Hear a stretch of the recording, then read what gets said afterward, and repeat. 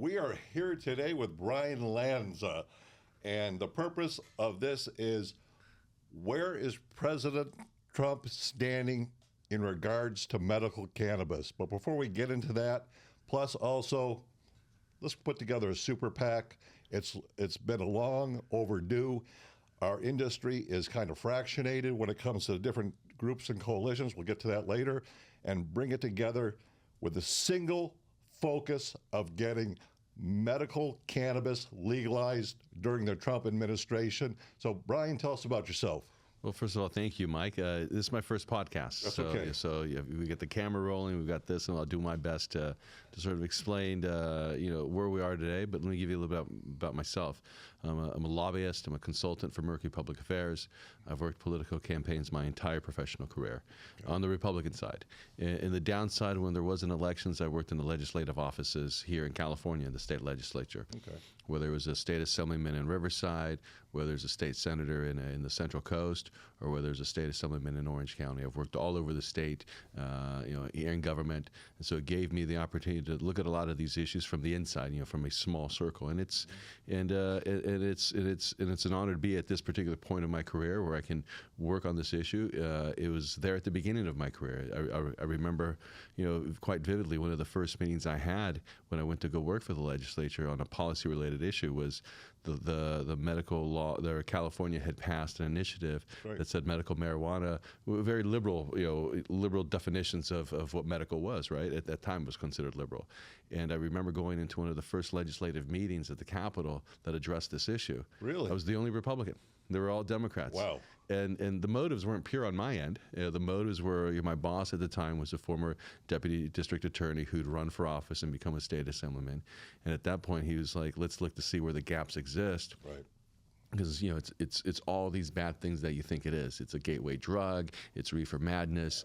Let's see what they're conspiring to do and how we can come back and ultimately utilize the intelligence you gather in these committee or these staff meetings about the issue to come back and fight against it.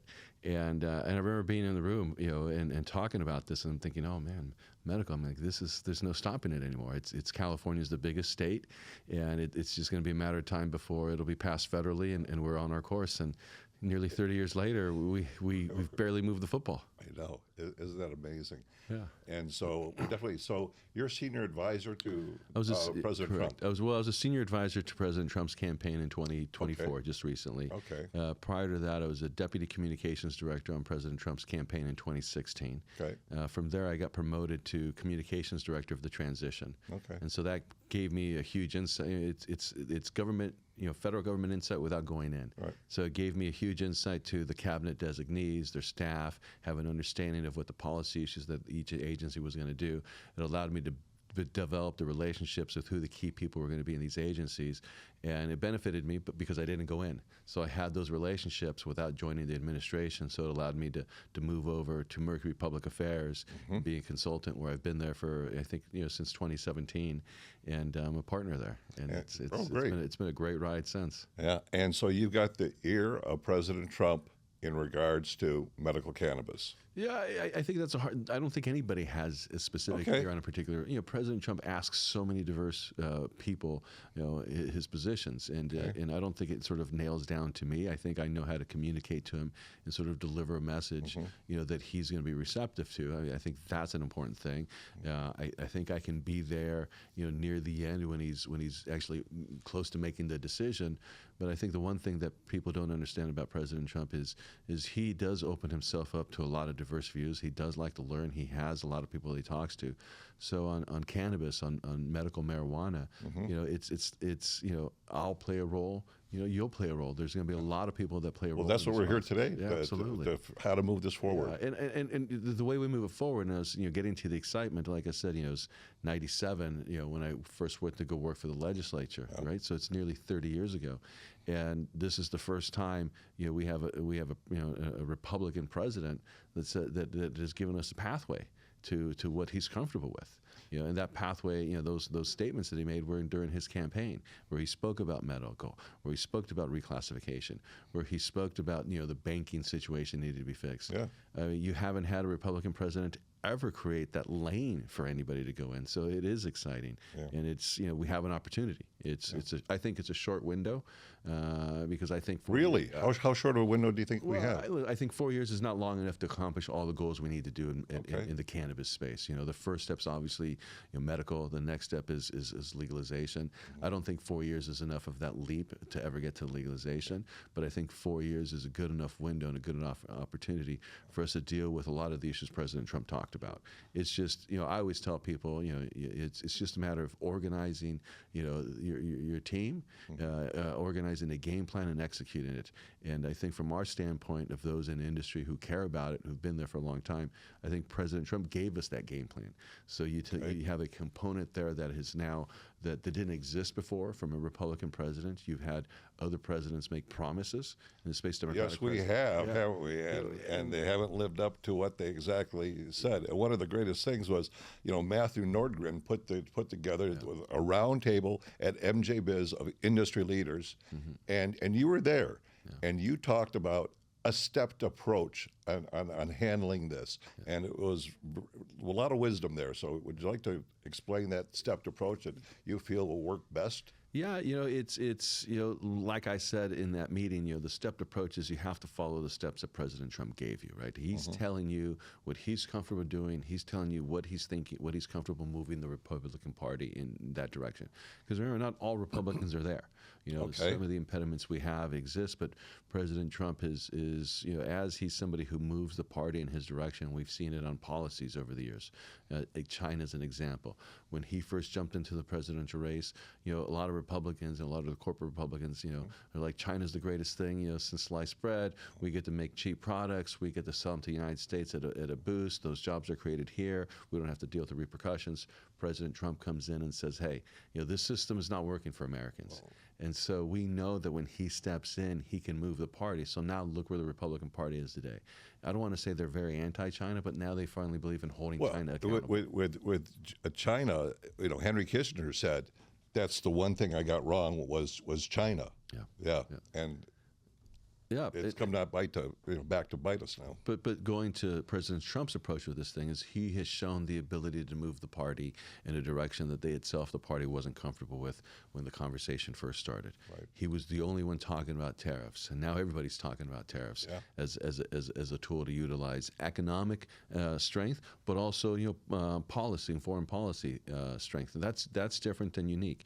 And I think, in fact, I know with the president's path that he created, the roadmap that he himself has created, and if the party follows that roadmap, we're talking about a near permanent majority for a very long time.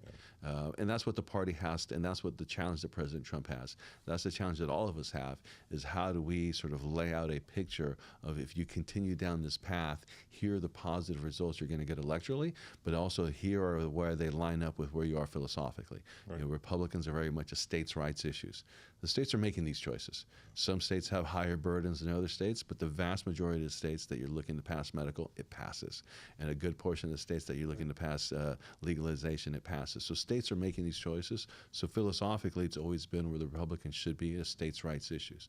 And that's one of the other things that the President Trump talked about is one of his his pathway to medical here, and the things that need to be addressed is states' rights need to be protected. Correct. And that's fundamental to President Trump. I mean, you've heard him apply to the cannabis space that we're in now. You've also heard him apply states' rights to even the abortion conversation and even the gun conversation. So, that is a core foundation to President Trump. And so he's giving you a pathway of what he's comfortable doing. And I think we do have the ability to execute. What is his position on medical marijuana? He's very comfortable with it passing, at the federal level. A medical marijuana structure. So it creates jobs, taxes, and the veterans. 100%. He's 100% behind the veterans, and cannabis helps veterans. We know that with PTSD. Yeah, and that's the thing. And many other things. Pain. It's the pain thing. If you remember when he first ran, President Trump was the first person to really start talking about the opioid epidemic. And if you have the opioid epidemic, you can't talk about it without talking about our veterans. And not only the bravery that they displayed overseas, but coming home and the everyday bravery to display with the pain, with the psychological effects. And oftentimes our VA in the current system that existed, or at least the system that existed at that structure, was very much opioid based. So we were punishing our veterans here in the United States by giving them opioids as the only option. And President Trump brought that issue to the forefront. People didn't, I mean, certain people cared about it, but people didn't care about it as they cared about it on this mass level, right? I had a brother-in-law who overdosed on heroin and died as a result of the opioid epidemic. Sorry to hear about that. And it's tough and it's devastating, and the impact it has on families. And this is a middle-class family, proud patriots, love this country. Sure, they lean left, but they don't love this country any less. And their son was a veteran, and these are the impacts that happened. And President Trump, when he brought that to the forefront, the thing about a businessman that's different than a politician is he brings solutions with him, and he wants to execute on those solutions. And so President Trump brought people in. He put people that he trusted, Kellyanne Conway, other people into the mix with addressing the opioid epidemic. And you can't talk about opioids without talking about cannabis. Correct. It is the safest. Science is ultimately going to make these decisions. I'm not a scientist in any way, but it feels, and what you hear anecdotally, it's like the safest pathway for these veterans to cope with whatever issues they're having. I've spoken to people who run halfway houses, and they find that getting people off of opioids and onto cannabis is life-saving to them, and just changes their entire life, and they have a productive life then. Yeah. And so when you talk about President Trump and where he is on the issue, you've had veterans come part of the opioid conversation and talk to him about, hey, cannabis is something helpful here. But you also had athletes. President Trump has been around a lot of athletes over the years, and you've had athletes come to him and say, hey, you'll never guess what, because he's got a strong relationship with athletes across this country. He always has. And they, I don't know whether it's done in a joking manner, but it's, hey, Mr. President, you'll never guess what, my quality of life has improved, not because I'm smoking a joint down the streets. President Trump hates that. I'm taking a gummy, and it's helping me get through the night. And then you also had, you had veterans come forward and talk about the positive effects, considering the alternative. You've had athletes who President Trump's always had strong relationships with, sort of talk about the positive effects. So that's sort of the 1-2 punch to his movement on the issue. And then you've had a lot of his peers who he plays golf with. A lot of his peers, as they've gotten older, what are the alternatives when you get old? You can't escape Mother Nature in time. You can't, and it's not alcohol. I don't work for the alcohol industry, so I guess I probably never will now, unless we cut this out. So no, absolutely not. What kind of executive powers does Donald Trump have the day he takes office? What authorities does he have in regards to moving the legalization of cannabis forward for medical purposes? Well, I think, and I always make the distinction medical, because we know that Donald Trump, if we bring up legalization, we're just pushing too much. And I want people, the listeners, to understand that we have to have a stepped approach. And if we do a stepped approach, we have a really, really great shot at this becoming California reality. Was a step approach. California first had legalization for I think 15 years before it ever transitioned to recreational. So it's not an overnight process, but it is a process that it's worth pushing and going forward in. The president's position on medical, he supports it. He's clearly said, what executive orders does he have? Does he have an executive order that he can do that he can make medical overnight? No. Not that I understand, not that I'm aware of. I'm always welcome to people, smart people showing. So it's going to take it's going to take work. A bill, and it's going to be both House and the Senate. It's a couple things. It's going to take, first of all, it's going to take the reclassification of cannabis by the DEA. What do you feel? Think that will happen? I do. Well, I mean, we have to see what's happening in the final end of the Biden administration. That's obviously, whatever they want to do in that space will have a factor in what President Trump does, obviously, in that space, and we're closely paying attention to it, at least the transitions. Is there something like that he could do, positive or negative, against us that we should be aware of? He he could always do things negative. I mean, he could come out and we're talking about President Biden here. He could come out. He could come out and he can tell his people, hey, let's put our thumb on a scale on this. I mean, that we've seen this administration put its thumb on a scale on agencies on so many other different sectors. Why would cannabis be any different? But President Trump has his ability to put his thumb on the scale too. And one of those ways he does that is with people who he picks to work with them, right? Okay. You know, if you look at you look at the chief of staff, Susie Wiles. She's familiar with the cannabis space. She's represented companies. I believe Right. she's represented companies in the cannabis space. If you look at Pam Bondi, you've seen an evolution of her position where she was at one point supremely against it, to now she's Yeah, in 2014, the vote was she was against it. 2016, it passed in Florida at 71%. Yep. So, I mean, what's her position now? She's open-minded. Well, she wouldn't have the position that as appointee to the attorney general positions unless she was willing to execute President Trump's vision in this space. Okay. So you don't need everybody to agree with you in your administration to execute your vision. Oftentimes, Really? President Trump, absolutely, President Trump wants diverse voices in the conversation, but Right. at the end of the day, when a decision is made, he expects his team to execute. And President Trump has made a decision where he is in this space, and it's incumbent on those who go work for him to know that's what he wants to execute, and they're going to execute because there's going to be people like you. There's going to be voters who hold these people accountable. President Trump made promises, and what we've learned from the first experience of his president, he's a man that's committed to honoring his promises. That's nice. So we It's nice hold to him hear. accountable. He holds himself accountable. His team's going to hold him accountable. And are there going to be obstacles? There's always obstacles in everything, right? Sure. We've gone. Listen, I've been in this space for nearly 30 years. So what are some of the roadblocks to the legalization of medical marijuana at the federal level? Well, I'm just throwing pharma right away. Yeah. I mean, listen. Big pharma. There's obviously coalitions that are going to be against this. Whether it's big pharma, whatever the groups are. I mean, the roadblocks are what they are. We've identified them. We know who they are. They're not new. We know their messaging points. Big pharma doesn't have to come Do you from know us. who they are? Do you feel comfortable naming them all? I'm not going to. Okay. I didn't come here to sort of out anybody. Okay. But when we're ready to have this fight and have the discussion, we'll be fully That's what this prepared. is about. This is about, at the end of the day, the entire cannabis community coming together. Absolutely. There is the U.S. Cannabis Council, the National Cannabis Roundtable Coalition for Cannabis Scheduling Reform, American Trade Association for Cannabis and Hemp. We have huge MSOs, large cannabis producers. Now is the time for all of us in the cannabis industry to come together for a unified front with a single focus, and that is the legalization at a federal level of medical cannabis. And I believe that if we do that and we get organized, that we will win and we will be victorious. This is a call to arms for the entire cannabis world to come together in America and push this agenda forward. Because when America goes forward, so does the rest of the world. 100%. And look, we get calls. We know that in the Middle East, Morocco is looking at cannabis, Saudi Arabia, UAE, the world is changing very, very quickly. And even in Asia, we see a lot of support for cannabis now.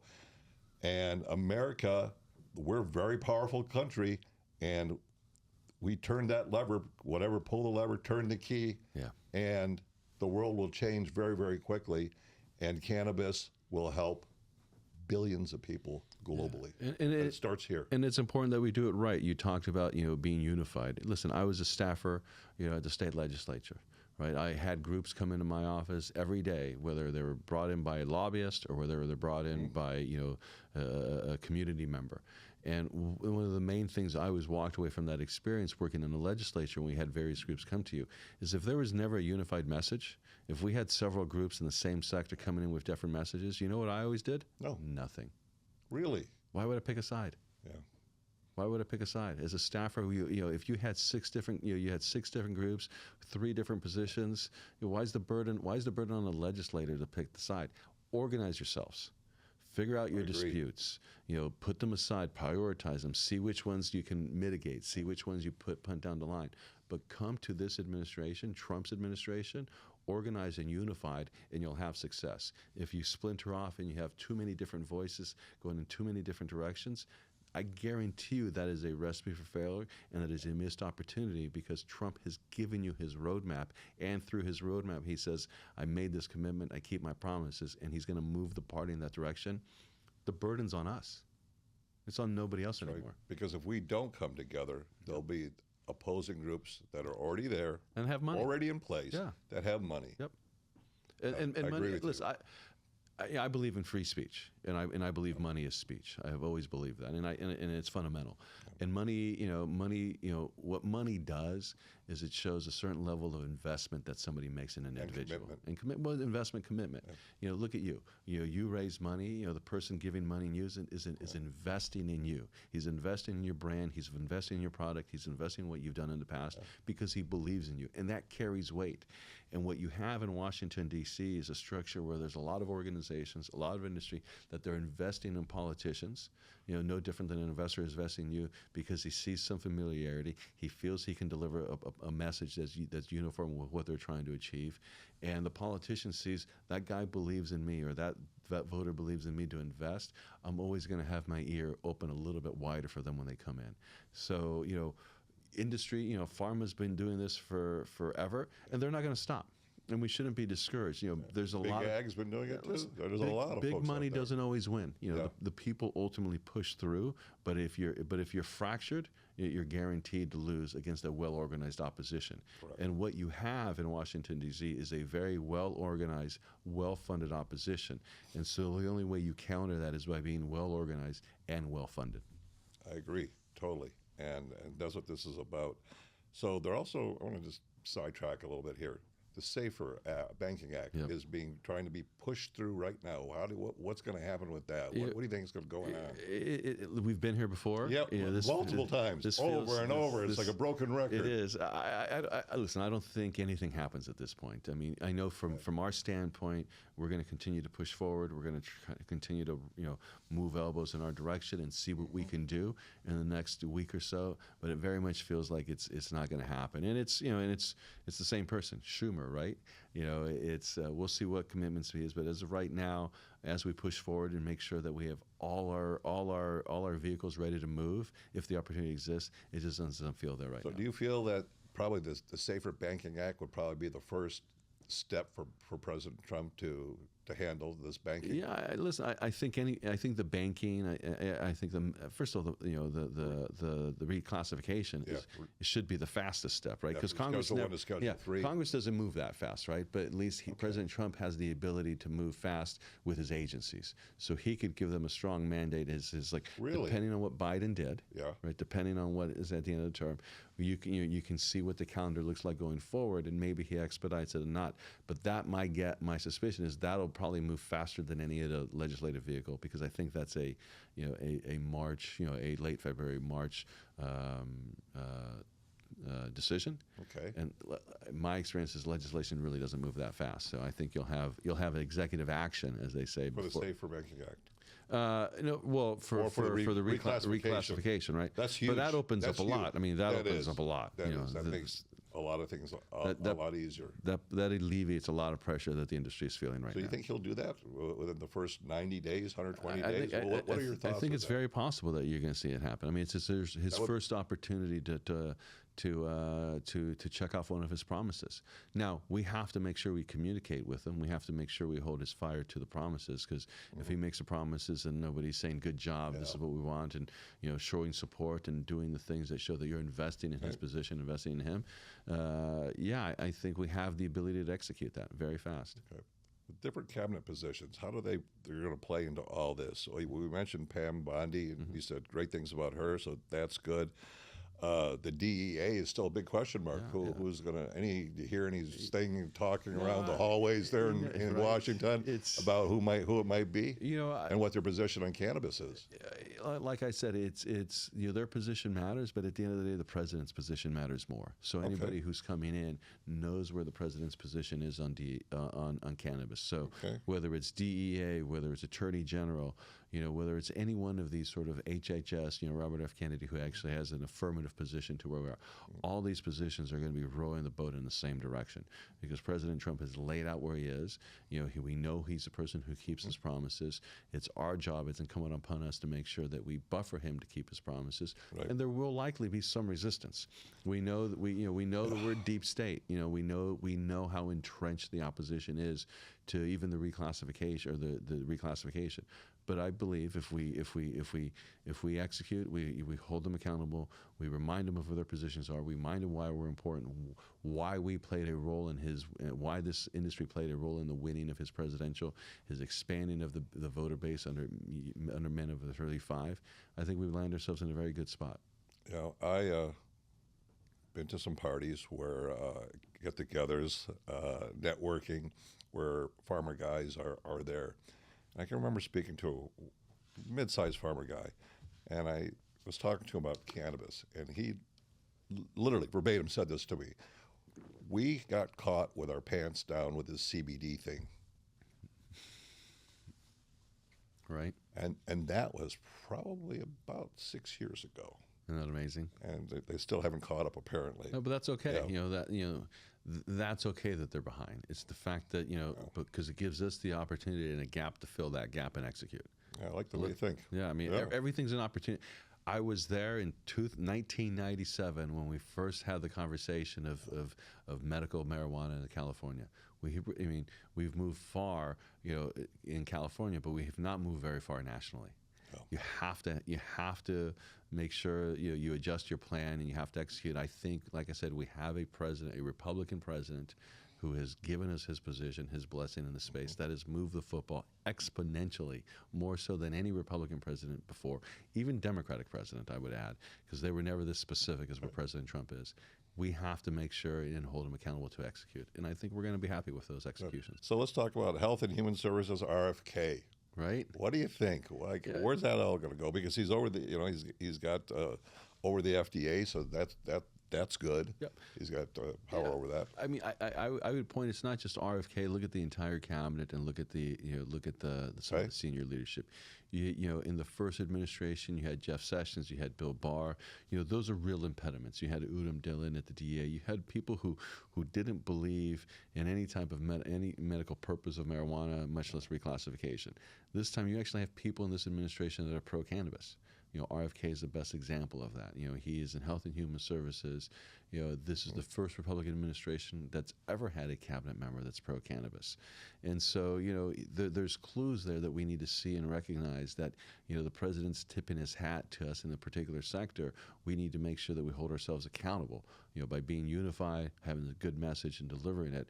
But President Trump, through his cabinet appointees, whether it's, Susie Wiles, who has the chief of staff, who has a positive view about cannabis, which is Pam Bondi, whose position has evolved about cannabis into a positive way.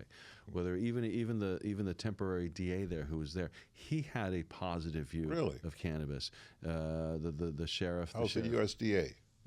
Brooke Rowlands. I think going back to what I always say, it's going to be the president's view. Brooke's smart. Brooke's a political person. There's the whole hemp agriculture thing. Absolutely. I can remember farmers coming up to me that were in the San Joaquin Valley, and they're going, "Big Mike, help me grow 400,000 acres. 400,000 acres of hemp." I said, well, okay, how are you going to handle post-production? So he took me to these buildings that were used for cotton with these big presses. I said, that's not going to work. And so I hear John Deere, International Harvesters now looking at post-production. But there's this huge opportunity for hemp as well in our country. And that squares, that's the USDA. So what do you think Trump's feelings about the farmer and growing hemp for all the different things that hemp can provide? I know that in his first term he knew a lot of the benefits of hemp. I don't know if he'd ever talked. I have to look at some notes to see if he talked about it publicly. But I did have conversations with him about hemp in his first term. He hasn't come out in any of the new structure that's been set up about hemp since he's been there. Okay. Obviously there's a legal structure that now exists with hemp. He's not talked about repealing it, so you have to make the broad. I mean, he doesn't have to comment on everything, right? Even though you feel like he tweets about everything.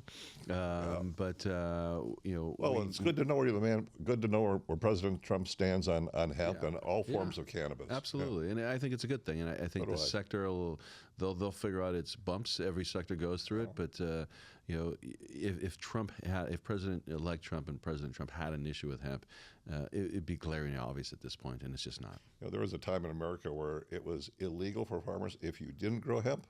I didn't know. Yeah. No, listen, I remember the time when I worked in the state legislature, there would always be a bill to legalize hemp, and law enforcement would come in and say, no, you can't legalize hemp. And the rationale was you can't tell the difference, at least visually, when you look at it on a plane of hemp and weed. That's just too much a burden on law enforcement. Think about that. Wow. You have a legal product that has none of the traits that that provide any of the psychological challenges that exist with other drugs, and law enforcement had enough of an opportunity to come in and say, we're too lazy to differentiate the both. Let's just ban them all. Yeah. Genetically, we can tell the difference now. It's one Absolutely. difference, yeah. Oh, yeah. So, okay. So, Matthew put us all in a room together. He did. I met you. You met me. We met everybody else. And we want to form this super PAC and get everybody involved. What are the steps that we have to do to make that a reality? And there's a lot of listeners here that this is going to go out to. So a step-by-step process to make this happen. Who do they contact? How do we do that? Yep. And let's get moving on this together. Like, look, there's a lot of battles going on in the marketplace. Yeah. Okay, it's marketplace competition. But I think we can all agree on, no matter what sector we're in, that we have to have a united front and move forward for the legalization of medical cannabis to start with at the federal level. Yeah. No, How listen, do we do that? I think the first thing is talking about it, because it is foreign to people to get them to engage politically. First of all, it's very foreign to people to engage politically, but it's even more foreign for people to engage politically and make the contributions. If you look at the vast number of people who make contributions, it's in the low teens compared to the American population. I would even probably think it's in single digits. So the first thing is talking about it, because it is the mother's milk, that makes the engine run in politics. This money does. I'm not saying it's the quid pro quo that the media tries to play. It's far from that. But at the end of the day, somebody's got to pay for the stamps. Somebody's got to pay for the table. Those things. We're not a government-funded, campaigns and elections, which is a good thing. And so these costs have to come somewhere. Free speech enables us to meet those demands. Free speech is political contribution. So talking about it, knowing that we need to be organized. The next step is, after you keep talking about it often, and convince everybody engaged in the space to make a contribution from whatever high amount they want to $25 a month. It all is going to add up, because the opposition does that every day with their employees. And so the next step is, we have our call tomorrow. I don't know if you saw that. Absolutely. I'll be on that call. Yeah, I'll be on that call. 8 o'clock in the morning. Yeah, I can only be on for half an hour. I see that it's an hour, but I'm going to have my colleague, David Culver, who is at the U.S. Cannabis Council as well. He's the executive director there. He's going to jump on and explain exactly what has been set up already, and you don't have to reinvent the wheel. Especially with the merger that's taking place, between the two large organizations, there's no need to reinvent the wheel. What is a merger between which two large organizations? There's two associations in the cannabis sector that are coming together. Okay, that's good. And exactly. And so through that, you're going to have even a more unified front, a more unified message, but also unified resources. And so David will be on the call tomorrow, explaining what's going on, explaining what exists. Don't reinvent the wheel, because what you want to have is the power of your contribution is that you bundle it with like-minded friends, so that it has an even harder impact. And so the more divided we are with our contributions, the more we dilute the power, because the money exists there to be a very powerful organization through our financial or political donations. But when we fracture it, as with anything, whenever you fracture it, you dilute your power. So we're going to be on the call tomorrow. We're going to talk about what's happening, what outlets exist. And we're going to work both sides of the aisle. I want to make that clear. This is not a Democrat-Republican issue. This is a humanity issue for all of us to have better lives. Yep, I agree. I've never looked at it under the lens of a partisan lens. I've worked with Democrats my entire career on this issue, and I'm happy the Republicans are finally joining me in the space. That's nice, isn't it? So how do people who are interested, they can get hold of you? How do people get hold of you? Because you're like at the head of all of this. You're running the show. I would go to the U.S. Cannabis Council's website. Shoot the information there. They filter all those things to me. You could shoot me an email at Mercury at blands@mercuryllc.com. Okay. We'll put that up across the screen. Yeah, don't overflow my emails. I got a lot of emails, and so I'll do my best to respond to everything. But I certainly read everything. But I think the best way to organize it is to send it through the U.S. Cannabis Council, and that way we can make sure everybody gets a response, at least the appropriate response, and that at least that they feel we're executing for them. And 88% of Americans are in favor of legalized medical marijuana. it's The Pew overwhelming. Research Center put that out. 88%. Isn't that amazing? That is amazing. And we still haven't moved the ball legislatively, federally. Yes. Is there any parting words, discussions you'd like to have? Yeah, to wrap this up? I would say it's what I said. What I said last, I think Thursday. Yeah. You have a new House, you have a new Senate, and you have a new president. Those things are new opportunities for this industry to deliver, to the people who've been involved, to the farmers from seed to flower. And we have a small window, and we need to execute. We need to be unified. We need to have the same message. The President-elect Trump has given us, his roadmap, his pathway, and I believe if we execute, we'll do tremendous things for the industry.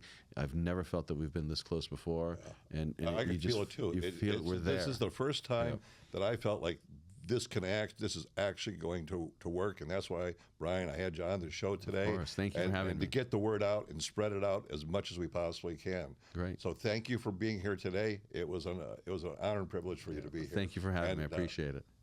More than welcome. Great. Thank you.